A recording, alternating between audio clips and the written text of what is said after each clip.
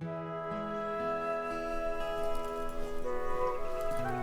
are to be a protectorate, then? Yes. As I mentioned before, Aster 4's prolonged contact with more advanced civilizations categorized it as a protectorate of the Pangalactic Federation. Are we to be subjected to surveillance by an ambassador?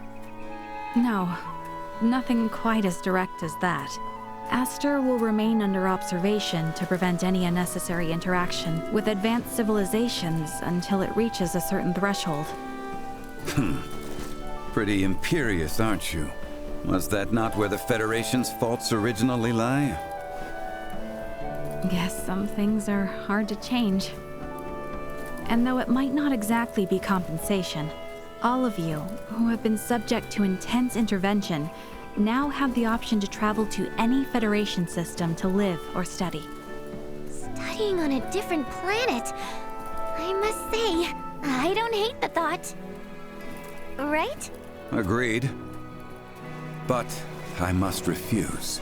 I vowed to attend to tasks on this planet using mine own strength. I've had lesson enough as to the consequences of progression that was acquired through the power of others. That's true.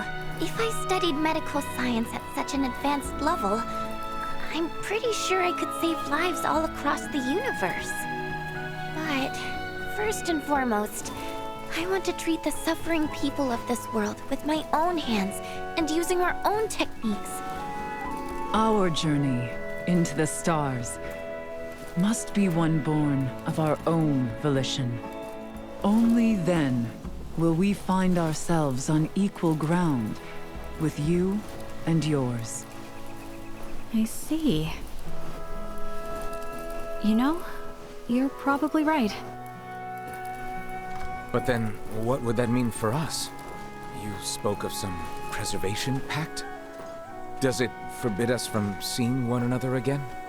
Well, I can't speak for Marielle, but Elena and I aren't bound by Federation laws. We can come and go whenever we want. All things considered, I can probably visit again too, so long as you are the only ones I interact with. Well, that's great. I think we can all live with that. Yeah, I mean, if it were up to me, I'd set up a branch of Lawrence Logistics right here in Osarius, and that would let us see as much or as little of each other as we could ever want. Now is a time for restraint.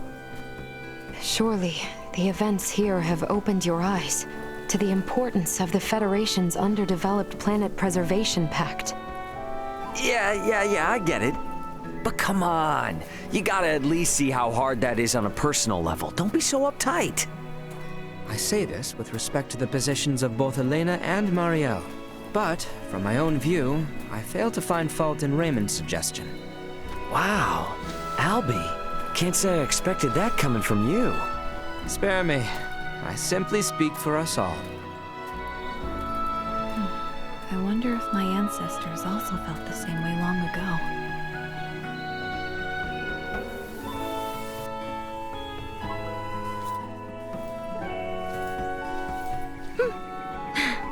Worry not. We have a tendency to be fine, after all. You know, you're a lot more carefree now than you were before. For that, I know who to thank. Oh my, who could that be? Did we have someone irresponsible like that around? Oh yes. At hand, I might say. Oh yeah? Well, we both got jobs to do, right? More than I care for, indeed. If only some god would show up and free us all from the burdens of work life so we could just kick back and have fun. Says the man bound to place his burdens on the shoulders of poor Chloe and Elena. Hey, I've become crazy capable after all this. I'm sure they feel like they can just relax and enjoy the ride. You are free to believe whatever you want.